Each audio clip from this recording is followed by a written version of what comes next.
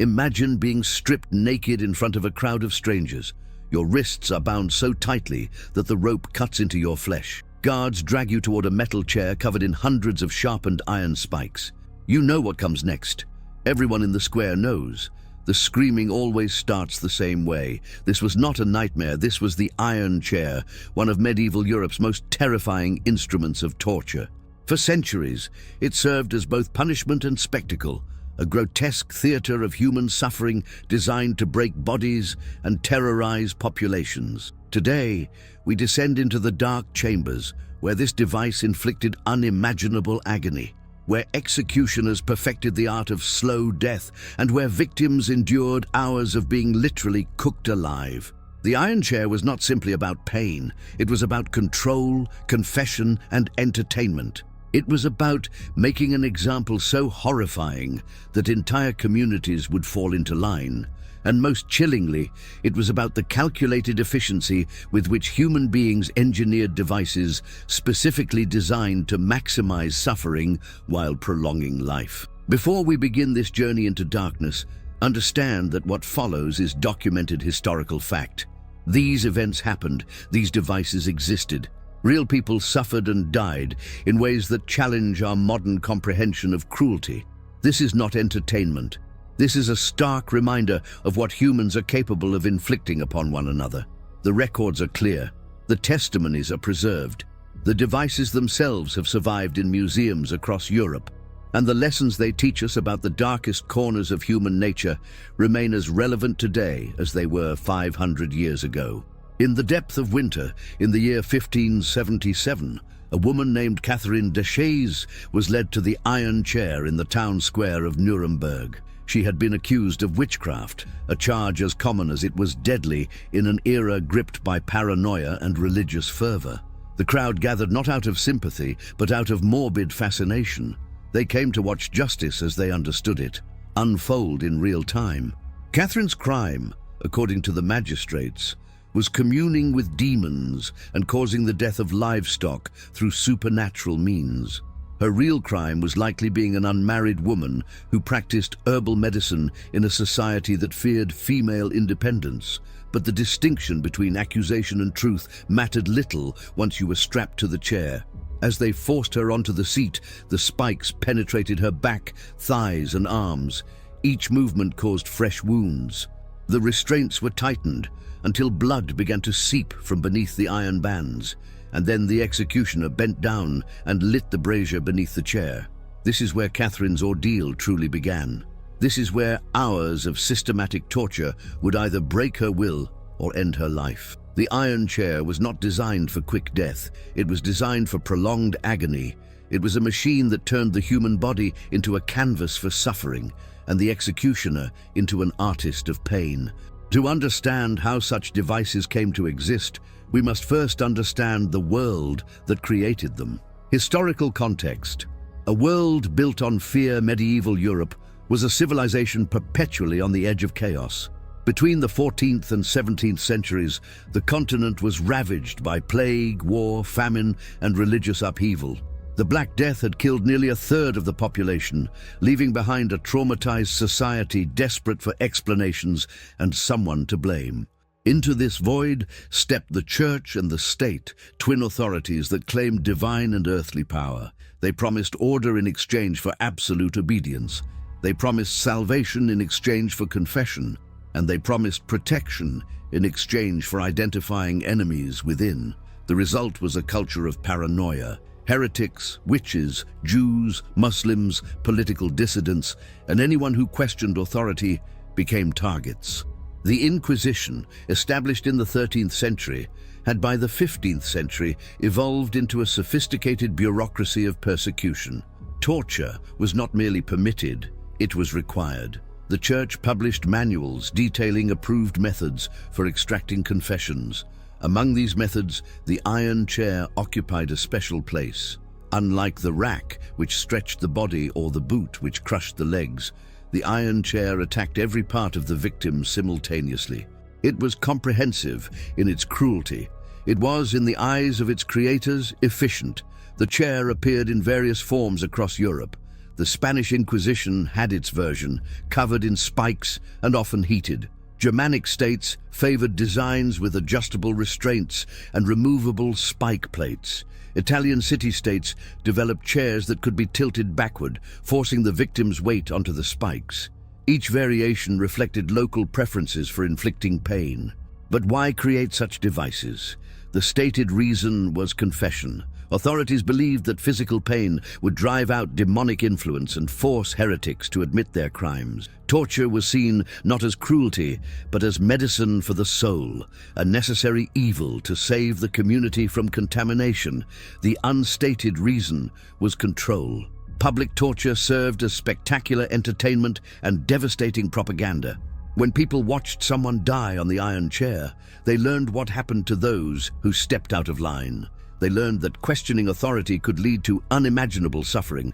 They learned to be afraid. This was governance through terror. It was social engineering through brutality, and it worked. For centuries, the mere threat of torture kept populations compliant, kept lips sealed, kept dangerous thoughts suppressed. The iron chair was not just a tool of punishment, it was a pillar of political power.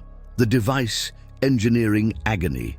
The iron chair was not a single standardized device, but rather a category of torture instruments that shared common features.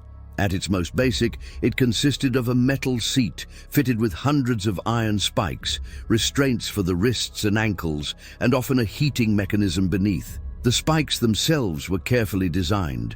They were not long enough to cause immediate fatal wounds, but were sharpened enough to penetrate flesh with the victim's own body weight. Some chairs had spikes of varying lengths, creating a landscape of pain across the victim's body. Shorter spikes pierced the back and buttocks, while longer ones targeted the thighs and arms. The restraints were equally sophisticated. Iron bands encircled the wrists, ankles, and sometimes the neck. These were tightened until they bit into flesh, preventing any movement that might allow the victim to shift their weight away from the spikes. Some designs included a metal headpiece that held the skull in place, forcing the victim to stare forward as their body was destroyed. But the most diabolical feature was the heat. Beneath the chair sat a brazier or fire pit. As the metal gradually warmed, the victim's suffering intensified in stages. First came the discomfort of sitting on warmed metal, then the pain of heated spikes pressing into flesh, then the smell of burning skin. Finally, the indescribable agony of being slowly roasted alive. The heat served multiple purposes. It increased pain without additional physical effort from the executioner. It created dramatic visual effects as smoke rose from the victim's body. And it ensured that even if the victim survived the initial torture, infection from the burns would likely kill them within days. Executioners controlled the intensity of suffering by adjusting the fire. A slow burn could last for hours, giving interrogators time to ask questions and demand confessions. A hot fire could cook flesh in minutes, serving as swift punishment rather than prolonged interrogation. The choice depended on the victim's crime and the audience's appetite for spectacle. Some chairs included additional features: armrests lined with smaller spikes, footrests designed to crush toes, a spike-covered backrest that could be cranked forward, driving the victim's body deeper onto the seat spikes. These modifications reflected centuries of accumulated knowledge about human pain, a dark science refined through countless experiments on living subjects. The construction of these devices required skilled craftsmen. Blacksmiths who made the iron chair were specialists, often working directly for courts or inquisitorial tribunals. They understood metallurgy, human anatomy, and the mechanics of restraint. They were engineers of suffering, and their work was considered legitimate, even honorable, employment. The process, from accusation to agony. The journey to the iron chair typically began with an accusation. In the climate of religious and political paranoia that characterized medieval Europe, accusations could come from anywhere: a jealous neighbor, a business rival, a spurned lover, or even anonymous denunciations dropped into church collection boxes. Once accused, the victim was arrested and brought before authorities. In cases involving heresy or witchcraft, this meant appearing before inquisitors who operated under special legal privileges. They were not bound by the same evidentiary standards as secular courts. Rumor, reputation, and even dreams could serve as evidence against the accused. Interrogation began with verbal questioning. The accused was asked to confess their crimes and name accomplices. If they refused or their answers were deemed insufficient, the inquisitors would order the application of torture. This was presented as a mercy, an opportunity to save one's soul through truthful admission of sin. The victim would be taken to the torture chamber, often located in the basement of the courthouse or castle. These rooms were designed to amplify fear. Dim lighting, damp stone walls, and the display of various instruments created an atmosphere of dread. The iron chair sat prominently, its purpose unmistakable. Before torture began, the victim was given a final chance to confess. This was both a legal formality and a psychological tactic. Seeing the chair, knowing what was about to happen, many people broke and confessed to crimes they had never committed. Those who maintained their innocence were prepared for the ordeal. Preparation involved stripping the victim naked. This served practical purposes, preventing clothing from cushioning the spikes or catching fire, but it also served to humiliate and dehumanize. Nakedness removed the last protection of dignity and identity, transforming the person into a body to be processed. Guards would force the victim onto the chair. The initial seating was itself an act of torture, as hundreds of spikes penetrated flesh. Witnesses reported hearing screams at this moment, before the heating even began. The body's natural instinct to pull away made the restraints essential. Iron bands were clamped around wrists and ankles, then tightened until they cut into skin. Once secured, the questioning would resume. Inquisitors would ask their questions calmly, methodically, as if the victim were not impaled on dozens of spikes. Meanwhile, an assistant would light the brazier beneath the chair. The fire was carefully managed, never too hot at first. The torture was designed to build gradually, allowing maximum time for confession. The suffering, what victims endured. Understanding what happened to those strapped into the iron chair requires confronting the limits of human endurance and the mechanics of pain. The torture operated on multiple levels simultaneously, each compounding the others into a crescendo of agony that few could withstand for long. The first wave of pain came from the spikes themselves. Hundreds of sharpened iron points pressed into the back, buttocks, thighs, arms, and sometimes the calves and feet. These were not deep penetrating wounds.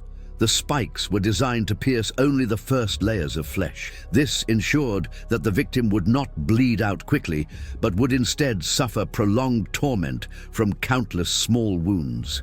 The body's instinctive response to pain made everything worse. When we feel acute pain, our muscles contract and we attempt to move away from the source. But movement while seated on the iron chair only drove the spikes deeper or created new wounds as the body shifted.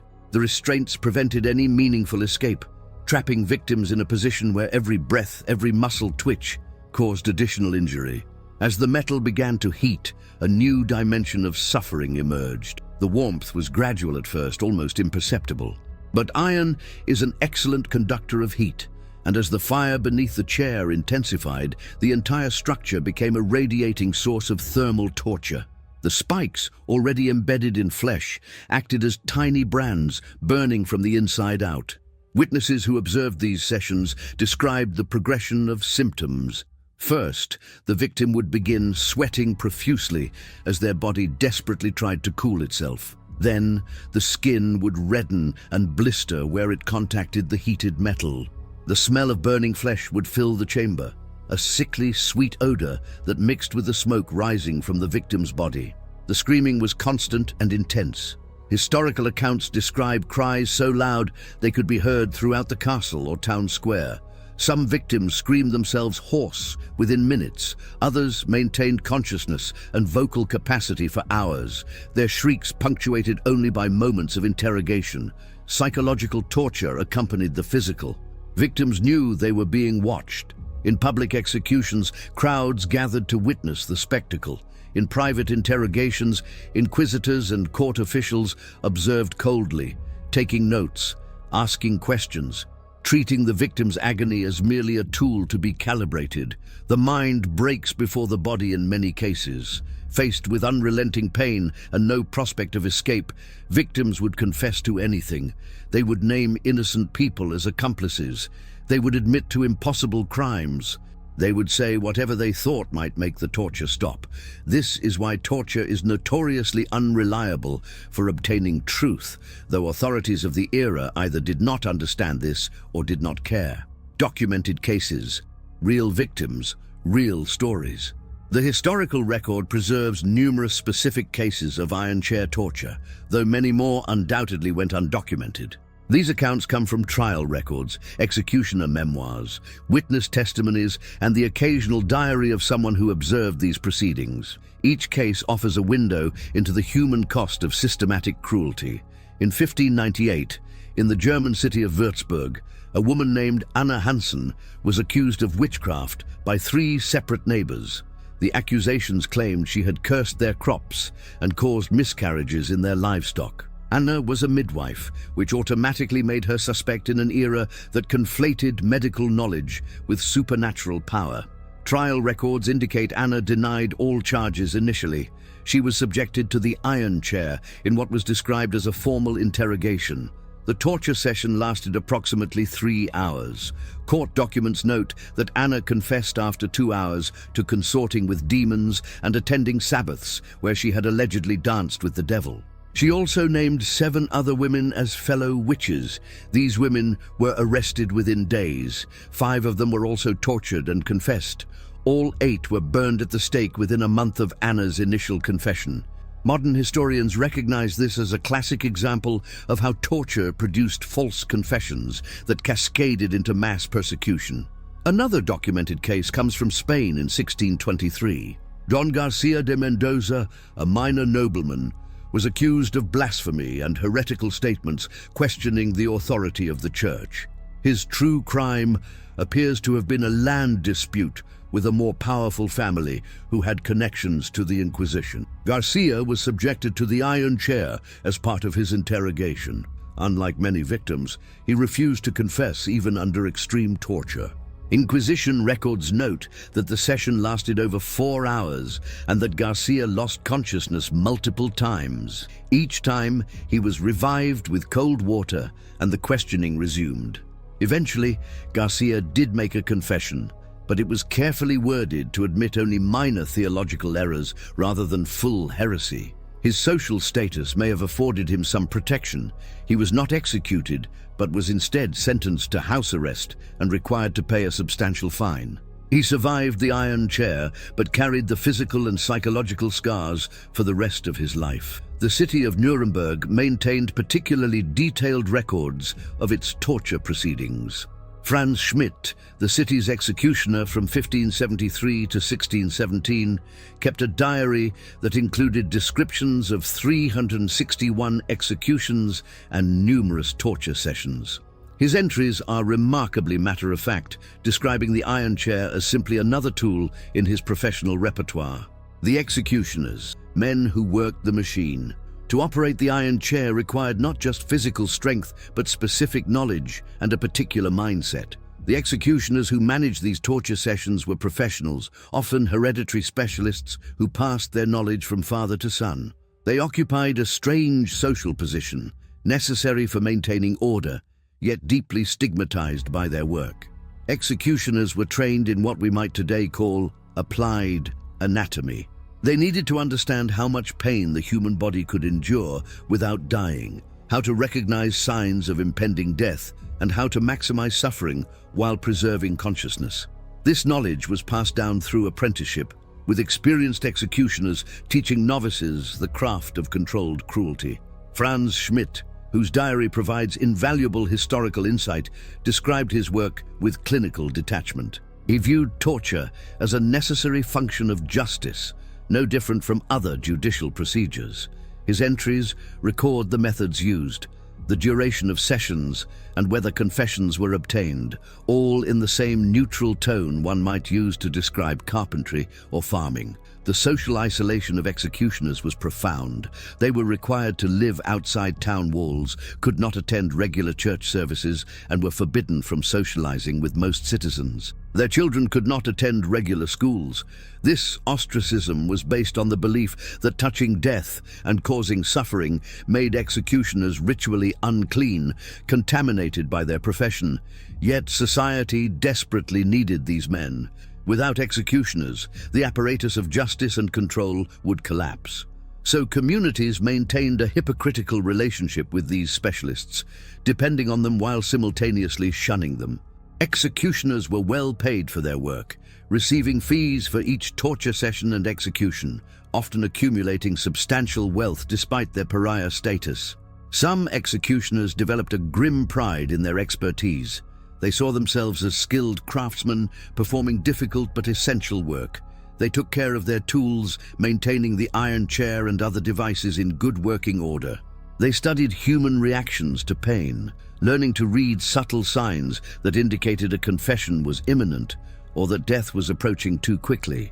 The psychological toll of this work must have been immense, though historical records rarely address it directly. How does a person maintain sanity while regularly inflicting extreme suffering? Some executioners apparently turned to alcohol. Others developed elaborate justifications, framing their work as a form of religious service that purified the community by removing evil. Interestingly, some executioners also served as healers. Because they possessed unique anatomical knowledge from their work with torture and execution, they were sometimes consulted for setting bones or treating injuries. This dual role as both destroyer and healer created a strange paradox, further complicating their position in society. Public spectacle, torture as entertainment. When the iron chair was used in public settings, it transformed torture into theater. Executions and torture sessions were major social events that drew crowds from across the region. Town squares would fill with spectators, from nobility viewing from special platforms to commoners jostling for position. This was entertainment, education, and intimidation rolled into one spectacular display. The staging of these events was carefully orchestrated. Announcements would be made days in advance, detailing the crimes of the accused and the punishment to be administered. On the day of the torture, the victim would be paraded through streets, sometimes on a cart, with town criers announcing their sins. This procession served to maximize humiliation and build anticipation. The crowd's reaction to public torture varied. Some spectators came primarily for entertainment, treating the event like any other public performance.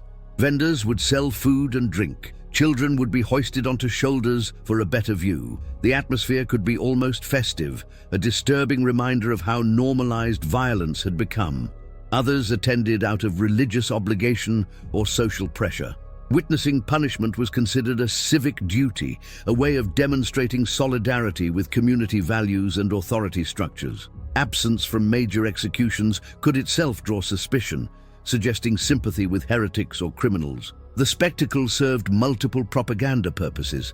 It demonstrated the power and reach of authority, showing that no one was beyond punishment. It reinforced religious and moral boundaries, making clear what behaviors would not be tolerated. And it provided a communal catharsis, allowing the crowd to project their fears and frustrations onto a designated scapegoat. The visual and auditory elements of iron chair torture made it particularly effective as spectacle. The smoke rising from the victim's body, the screams echoing across the square, the smell of burning flesh, these sensory experiences created powerful memories that spectators would carry with them. The message was clear: this could happen to you. Some authorities understood the theatrical nature of these events and played to the crowd. Executioners would pause between stages of torture, allowing time for the victim's screams to resonate. Inquisitors would pose questions loudly so all could hear the charges and the extracted confessions. The entire procedure was choreographed for maximum impact. Not everyone approved of this spectacle. Even in medieval times, some voices questioned the morality and utility of public torture. These critics were usually isolated intellectuals or religious reformers who lacked the power to change established practices. The machinery of terror was too deeply embedded in governance structures to be easily dismantled. The end of an era. Why the practice finally ceased. The gradual abandonment of judicial torture, including the Iron Chair, was not a sudden humanitarian awakening, but rather a complex process driven by changing legal philosophies, political shifts, and evolving social attitudes. This transformation occurred unevenly across Europe, with some regions abandoning torture centuries before others. The Enlightenment of the 18th century brought new philosophical frameworks that challenged traditional justifications for torture. Thinkers like Cesare Beccaria argued that torture was both morally wrong and practically ineffective. His 1764 treatise on crimes and punishments systematically demolished the legal and rational arguments for torture, influencing reform movements across Europe. Legal reforms followed philosophical critique. Prussia abolished torture in 1754, followed by Saxony in 1770, Austria in 1776, and France in 1788. These changes were often driven by monarchs influenced by Enlightenment ideals who saw modern rational governance as incompatible with medieval torture practices. However, actual practice often lagged behind official prohibition. The end of the witch trials in the late 17th and early 18th centuries removed one major justification for torture. As educated elites increasingly rejected belief in witchcraft as superstition, the interrogation methods used to obtain confessions from supposed witches lost their legitimacy. This included the Iron Chair and similar devices. Political revolution played a role as well. The French Revolution, despite its own violent excesses, explicitly rejected the old regime's torture methods. The Declaration of the Rights of Man and of the Citizen proclaimed human dignity and individual rights that were incompatible with judicial torture. Similar revolutionary movements across Europe carried these values forward. Economic and social modernization also contributed. As societies industrialized and urbanized, traditional community structures weakened. The tight social control maintained through public torture became less necessary and less effective. New forms of punishment emerged, particularly imprisonment, that better suited industrial age concepts of discipline and reform. The Iron Chair and similar devices were gradually removed from use, often being stored in castle dungeons or governmental warehouses. Some were eventually destroyed. Others found their way into private collections, or eventually into museums where they serve as historical artifacts and reminders of humanity's capacity for cruelty. Yet we must not imagine this transition as complete or permanent. Torture never truly disappeared, it merely evolved. The 20th century would see industrialized violence on a scale medieval torturers could never have imagined. And in the 21st century, debates about enhanced interrogation techniques remind us that the underlying tensions between security and human rights persist. Lessons and reflections. What the Iron Chair teaches us. The Iron Chair was not an aberration. It was not the product of a few sadistic individuals or a single corrupt institution. It was a normalized tool of governance, accepted by legal systems, sanctioned by religious authorities, and witnessed by ordinary citizens who often approved of its use.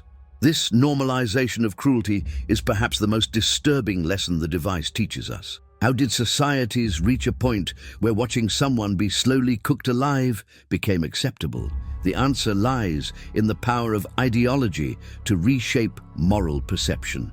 When authorities convinced populations that certain people, heretics, witches, traitors, represented existential threats to social order and spiritual salvation, extreme measures became not just permissible, but necessary. The creation of outgroups is essential to this process. The victims of the Iron Chair were first dehumanized through accusation and trial. They were labeled as enemies of God, threats to the community, or agents of supernatural evil. Once stripped of their humanity through rhetoric and ritual, their suffering could be observed without empathy. This dynamic is not confined to medieval Europe. Throughout history and into the present day, societies have found ways to classify certain humans as less than human, thereby justifying their mistreatment. The specific technologies of cruelty change, but the underlying psychological and social mechanisms remain remarkably consistent. The Iron Chair also teaches us about the bureaucratization of evil. The torture chambers of medieval Europe operated within legal frameworks. There were rules about who could be tortured, for how long, and under what circumstances. Executioners were licensed professionals. Confessions were documented by scribes. The entire apparatus had the veneer of legitimacy and process. This bureaucratic structure allowed individuals to participate in extreme cruelty while psychologically distancing themselves from responsibility. The inquisitor could claim he was merely following church law. The executioner was just doing his job. The scribe was only keeping records.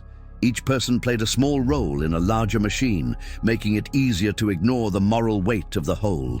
We must also recognize the Iron Chair as evidence of human ingenuity applied to dark purposes. The engineering that went into these devices, the careful calibration of pain, the understanding of human physiology, all of this represents intellectual effort directed toward maximizing suffering. It reminds us that intelligence and creativity are not inherently moral forces. Finally, the history of the Iron Chair challenges us to remain vigilant against the return of such practices. The abolition of judicial torture was a hard-won achievement, the result of centuries of philosophical argument and political struggle. But it was never inevitable, and it is not irreversible. Whenever fear and insecurity dominate political discourse, the temptation to sacrifice human rights for perceived security returns.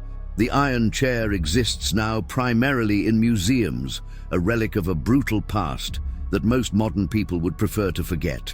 Yet there is value in remembering, in forcing ourselves to confront the uncomfortable truth that these devices were real, were used on real people, and were considered legitimate by societies not so different from our own. Catherine Deschays, whose story opened this exploration, died on the Iron Chair after confessing to crimes she almost certainly did not commit. Anna Hansen and 7 other women were burned alive based on confessions extracted through torture. Don Garcia de Mendoza survived but carried the scars until his death. These were not isolated incidents, but part of a systematic practice that continued for centuries. The victims of the Iron Chair were mothers and fathers, daughters and sons. They were people with hopes and fears, with relationships and daily routines. They were human beings who experienced unimaginable pain, who screamed until their voices gave out, who died in ways designed to maximize their suffering. They deserve to be remembered not as abstract historical statistics, but as individuals who endured horrors we can barely comprehend. The Iron Chair also reminds us that progress is not linear and civilization is fragile. The societies that created these devices had art and literature, had laws and institutions, had religious teachings about love and compassion. Yet they also had torture chambers. They demonstrate that cultural sophistication does not prevent cruelty and that moral regression is always possible. In studying the Iron Chair, we study ourselves. We examine the human capacity for cruelty, for moral rationalization, for normalizing the abnormal. We see how fear can be weaponized, how authority can be abused, how ordinary people can participate in extraordinary evil.